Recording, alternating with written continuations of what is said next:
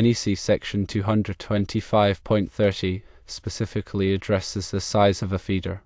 The maximum size subpanel that can be drawn from a 200 amp main panel is 125 amps. This is based on the code reference that states where the main overcurrent device protecting the feeder has a rating not greater than 125 amps.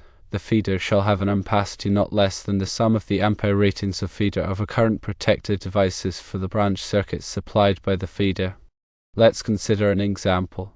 If the main panel is rated for 200 amps, the maximum size subpanel that can be drawn from it is 125 amps.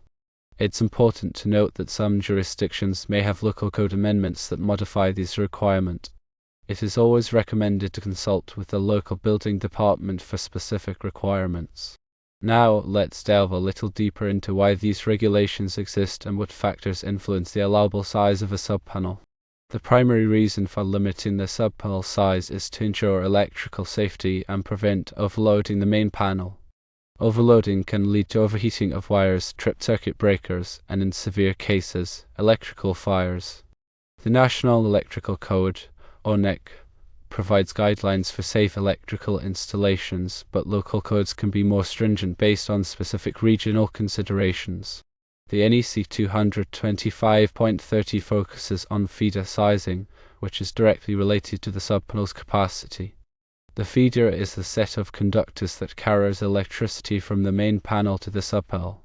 The size of these conductors, measured in terms of their ampacity, must be sufficient to handle the expected load of the subpanel. The ampacity of a conductor is its current carrying capacity without exceeding its temperature rating. The code ensures that the feeder's ampacity is adequate by relating it to the overcurrent protection devices used in the subpanel. These devices, typically circuit breakers, are designed to trip and interrupt the flow of electricity if the current exceeds a certain threshold.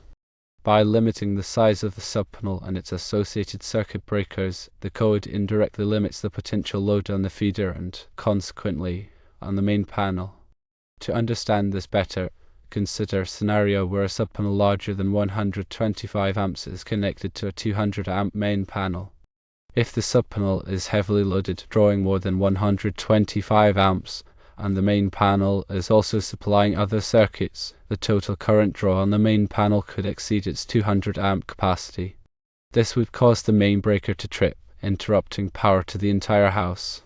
However, if the subpanel is limited to 125 amps, the maximum current it can draw is capped, reducing the risk of overloading the main panel.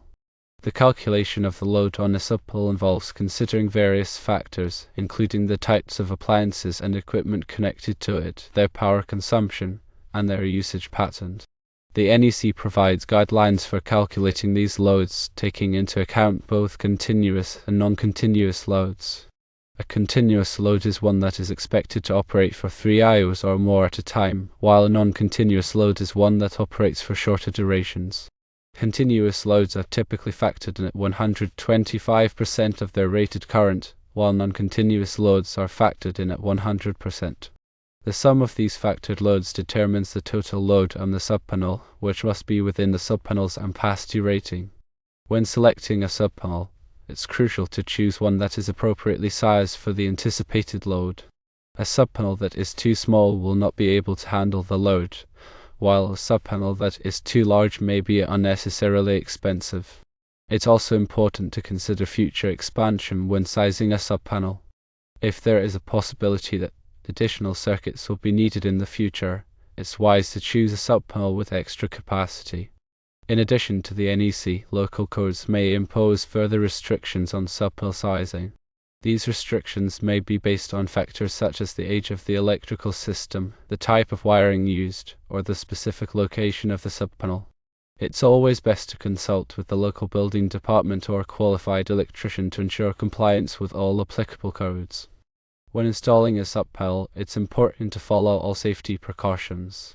Turn off the power to the main panel before starting any work, and use appropriate personal protective equipment such as gloves and safety glasses.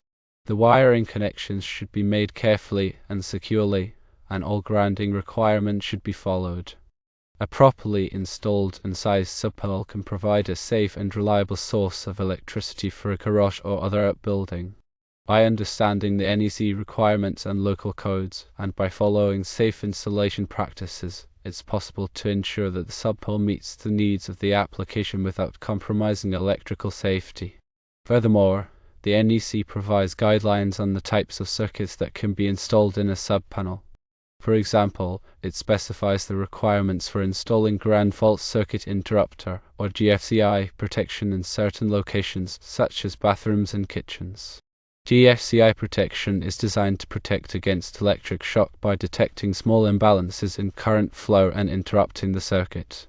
The NEC also addresses the requirements for arc fault circuit interrupter or FSI protection, which is designed to protect against electrical fires caused by arcing faults. FSIs are typically required in bedroom circuits and other areas where there is a high risk of arcing.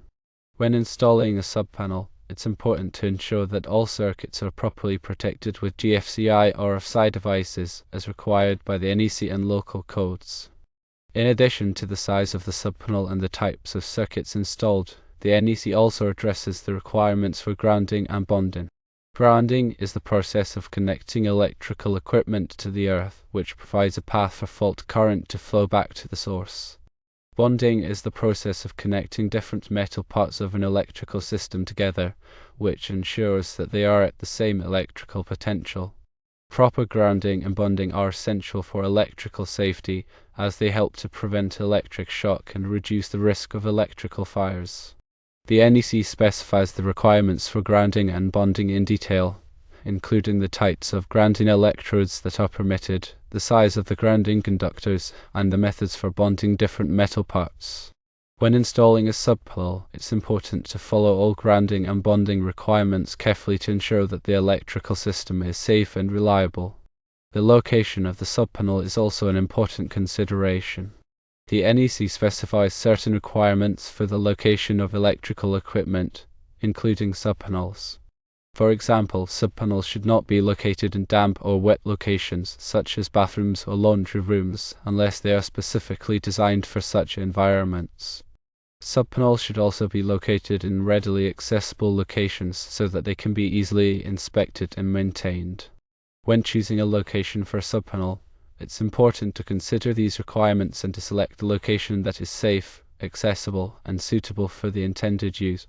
The type of wiring used to connect the subpanel to the main panel is also an important consideration. The NEC specifies the types of wiring that are permitted for different applications, including subpanel installations. The wiring must be of the correct size and type for the intended load, and it must be installed in accordance with the NEC requirements.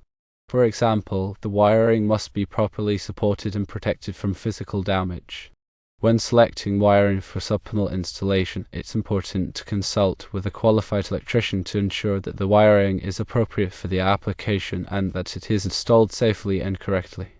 The NEC is a complex and comprehensive document, and it is constantly being updated to reflect new technologies and safety concerns. It is essential for anyone working with electrical systems to be familiar with the NEC requirements and to follow them carefully. The NEC is available for purchase from the National Fire Protection Association, or NFPA, and it is also available online. In addition to the NEC, many states and local jurisdictions have their own electrical codes, which may be more stringent than the NEC. It is important to consult with the local building department or a qualified electrician to ensure compliance with all applicable codes.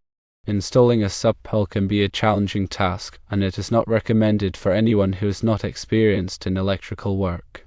If you are not comfortable working with electrical systems, it is best to hire a qualified electrician to install the subpanel for you. A qualified electrician will have the knowledge, skills, and experience to install the subpanel safely and correctly, and to ensure that it complies with all applicable codes. When hiring an electrician, it is important to choose one who is licensed and insured. A licensed electrician has met the requirements of the state or local jurisdiction, and they are qualified to perform electrical work. An insured electrician has insurance coverage that will protect you in case of accidents or damages. Before hiring an electrician, be sure to ask for references and to check their credentials. By following these tips, you can ensure that you hire a qualified and reputable electrician who will install your subpanel safely and correctly. Remember that electrical safety is paramount. If you are unsure about any aspect of a subpanel installation, it is always best to consult with a qualified electrician. By taking the necessary precautions, you can protect yourself and your family from electrical hazards. Finally, let's reiterate the key takeaways. The maximum size subpanel that can be drawn from a 200 amp main panel is typically 125 amps according to NEC section 225.30. However, local codes may vary, so it's crucial to consult with your local building department. Proper subpanel sizing, installation, and adherence to the NEC are essential for electrical safety. When calculating the load in the subpanel, consider both continuous and non-continuous loads. Choose a subpanel that is appropriately sized for the anticipated load, with room for future expansion if needed. Ensure that all circuits are properly protected with GFCI or FSI devices, as required. Follow all grounding and bonding requirements carefully. Select a safe and accessible location for the subpanel. Use the correct type and size of wiring for the installation. If you are not experienced in electrical work, hire a qualified electrician. Electrical safety should always be the top priority.